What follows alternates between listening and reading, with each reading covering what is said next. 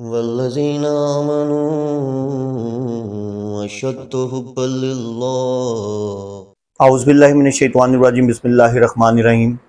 امنت باللہ ورسولہ هو الاول والآخر والظاہر والباطن وهو علی کل شیء علیم۔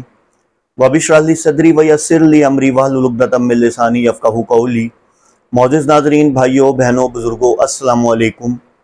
سلسلہ قرآن ترجمہ تفسیر کے حوالے سے آپ کی خدمت میں حاضر ہوں، اور لاسٹ ویڈیو میں ہم نے سورہ بقرہ کی آیت نمبر 147 تک کا ترجمہ اور تفسیر پڑھا تھا۔ اب ہم اس سے آگے پڑھتے ہیں۔ تو اللہ عز و جل فرماتے ہیں وَلِكُلِّ وِجْهَةٌ هُوَ مُوَلِّهَا فَاسْتَبِقُوا الْخَيْرَاتِ أَيْنَمَا تَكُونُوا يَأْتِ بِكُمُ اللَّهُ جَمِيعًا ان اللہ علی کل شیء قدیر۔ ہر ایک کے لیے ایک سمت ہے جس کی طرف وہ رخ کرتا ہے، ٹھیک ہے۔ اور آگے اللہ عز و جل فرماتے ہیں فَاسْتَبِقُوا الْخَيْرَاتِ، یعنی کہ پس تم سبقت حاصل کرو، خیرات یعنی کہ نیکیوں میں۔ اَيْنَمَا تَكُونُوا يَأْتِ بِكُمُ اللَّهُ جَمِيعًا، جہاں کہیں بھی تم ہوگے اللہ تم سب کو جمع کر کے لے آئے گا۔ ان اللہ علی کل شیء قدیر، اور اللہ ہر چیز پر پوری طرح قادر ہے۔ اچھا، یہاں جو سمجھنے کی بات ہے نا، وہ بڑی امپورٹنٹ بات ہے کہ یہاں اللہ تعالیٰ فرما رہے ہیں ہم نے تمہارے لیے ایک رخ مقرر کر دیا، ایک سمت مقرر کر دی۔ اب وہ سمت کون سی ہے؟ بیت اللہ، ٹھیک ہے۔ یعنی کہ یہ وہ واقعہ چل رہا ہے جو کہ آپ نے پیچھے بھی ہم نے پچھلی آیات میں بھی پڑھا، جو کہ جب قبلے کا رخ چینج کیا گیا، ٹھیک ہے۔ تو یہ وہی جو ٹاپک ہے وہی چل رہا ہے، ٹھیک ہے۔ تو اللہ تعالیٰ نے تمہارے لیے ایک سمت مقرر کر دی ہے جس کا نام ہے کیا ہے؟ بیت اللہ۔ اب تمہیں کیا کرنا ہے؟ ایک باطنی طریقہ کار بھی اختیار کرنا ہے۔ اب وہ باطنی طریقہ کار کیا ہے؟ یعنی کہ تمہیں نیکیوں میں بڑھ چڑھ کر حصہ لینا ہے، یعنی کہ ایک دوسرے کے مقابلے میں زیادہ سے زیادہ نیکیوں کے لیے بھاگنا ہے، ٹھیک ہے۔ اچھا، اب اس میں دیکھیں کہ نیکیوں میں سب سے پہلی بات کر لیتے ہیں ہم نماز کی۔ اچھا، یہاں آپ کو ایک چیز بتاتا چلوں کہ نماز کے دو جو ہیں وہ پہلو ہیں۔ نماز کے دو پہلو ہوتے ہیں، ایک ہوتا ہے ظاہر، ایک ہوتا ہے باطن۔ اب جو ظاہر پہلو ہے وہ کون سا ہے؟ ظاہر پہلو جو ہے وہ کون سا ہے؟ ظاہر پہلو ہے کہ جی اس کو آپ اس طرح سمجھیے کہ فور ایگزامپل شدید سردی ہیں، ٹھیک ہے، اور بستر آپ کا گرم ہوا ہوا، رضائی آپ نے اوڑھی ہوئی ہے، ٹھیک ہے، اور آپ کی آنکھ کھلتی ہے، اذان کی آواز سنتے ہیں، اور لیکن آپ کا نفس کہتا ہے سو جا بھائی، اب تو آرام کرو، اتنا زبردست تمہارا بستر ہے، کہاں اٹھ کے جاؤ گے، ٹھنڈے پانی میں ہاتھ مارو گے یہ اور وہ۔ آپ ایک دفعہ جو ہوتا ہے پلٹا مارتے ہیں، آپ جو ہوتا ہے آنکھ بند کر لیتے ہیں، لیکن پھر آپ کو روح جو ہے جھنجھوڑتی ہے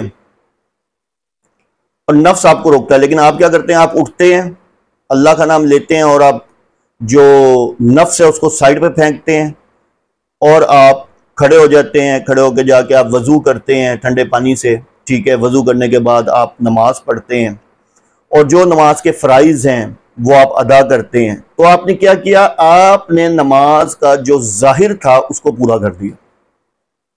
یہ تو ہو گیا نماز کا ظاہر۔ اب آ جاتی ہے بات نماز کے باطن کی۔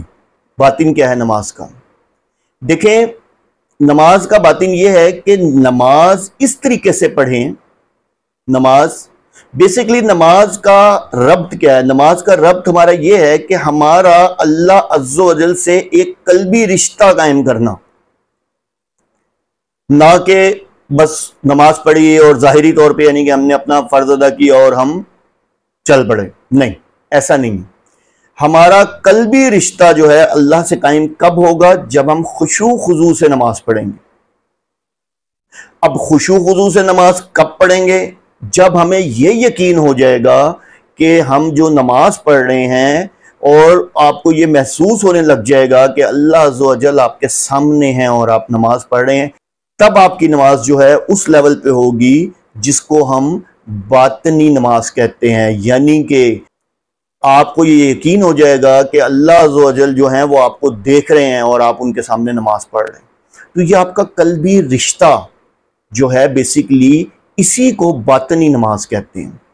مطلب مین کے بتانے کا مقصد یہ ہے، ایک واقعہ آپ کو سناتا ہوں، شاید آپ کو میری لوجک تھوڑی سی سے سمجھ آ جائے، کہ ایک امام مسجد تھے، نماز پڑھا رہے تھے، تو ہوا یوں کہ ایک رکعت انہوں نے کم پڑھا دی 4 رکعتوں میں سے، تو جیسے ہی نماز ختم ہوئی تو سب نے کہا کہ بھئی امام صاحب آپ نے تو ایک رکعت جو ہے کم پڑھائی ہے۔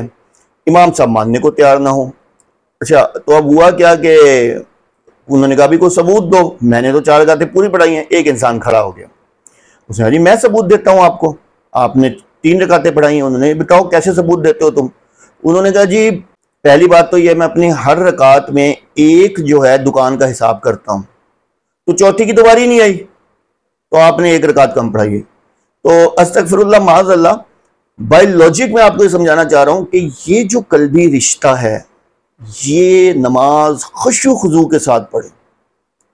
اللہ کے رسول صلی اللہ علیہ وسلم کی حدیث ہے کہ ایک صحابی نے نبی پاک صلی اللہ علیہ وسلم سے عرض کیا کہ یا رسول اللہ کے نزدیک سب سے پہلا اور سب سے زیادہ محبوب عمل کون سا ہے؟ تو اللہ کے رسول صلی اللہ علیہ وسلم نے فرمایا کہ نماز خشوع اور خضوع سے پڑھو۔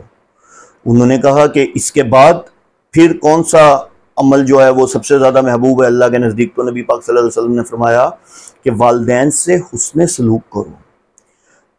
تو صحابی نے فرمایا کہ یا رسول اللہ اس کے بعد کون سا محبوب عمل ہے اللہ کی، یعنی کہ کون سا محبوب عمل ہے، اللہ کو کون سا محبوب عمل پسند ہے؟ تو اللہ کے رسول صلی اللہ علیہ وسلم نے فرمایا کہ اللہ کی راہ میں جہاد کرو۔ تو آپ اس سے اندازہ کریں کہ نماز خشوع خضوع سے پڑھنا، نماز کا خشوع خضوع سے پڑھنا، سکون سے پڑھنا اللہ کو کتنا پسند ہے کہ اللہ کے نزدیک محبوب ترین عمل ہے۔